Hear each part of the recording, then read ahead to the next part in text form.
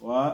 Et la servante de Dieu nous enseignait le dimanche passé. Elle nous citait des points qui peuvent nous amener à ne pas avoir une vie éternelle. Parce que lorsque tu promets Dieu et tu le fais pas, c'est une faute grave. Amen. Et ça peut te priver de sa gloire. Ça peut te priver de sa bénédiction. Ça peut te priver de la paix, Amen. même de la santé. Amen. Ça peut te priver de tout genre de bénédiction. Yes. Amen. Donc ce qui est là, si tu promets Dieu, il faut réaliser ta promesse. Comme Anne l'a fait. Anne a promis à Dieu et Anne a réalisé sa promesse. Et quand il m'enseignait, en fait, j'ai compris que non, l'enseignement là, c'était moi-même. Amen. Parce que je me rappelle bien heureuse ici présente, elle était au CM2 l'année là.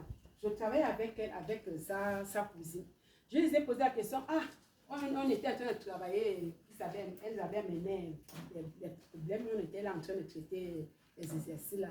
Après je dis, dites-moi un peu, Suzy, bien heureuse, oui, si on ne dit pas la surface, qu'est-ce qu'on peut encore dire? Parce qu'on était dans la figure rectangulaire.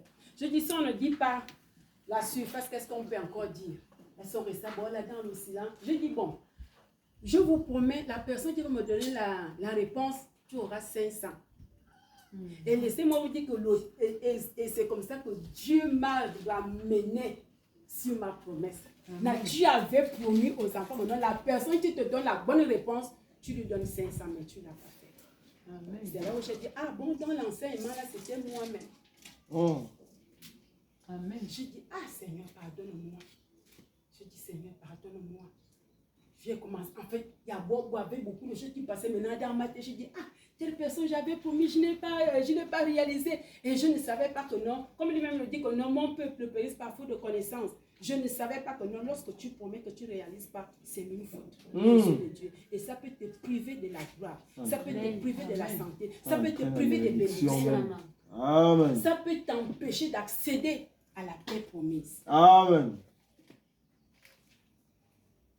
Donc, lorsque j'ai continué à lire,